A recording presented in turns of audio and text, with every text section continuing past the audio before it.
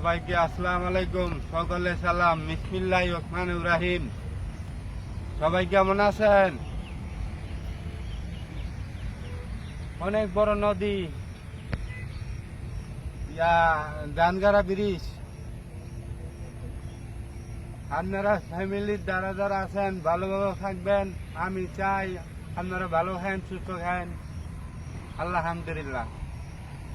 কিছু কিছু মানুষ আছে সংসারও অশান্তি লাগায়, কিছু কিছু মানুষ আছে সংসারও অশান্তি লাগায়।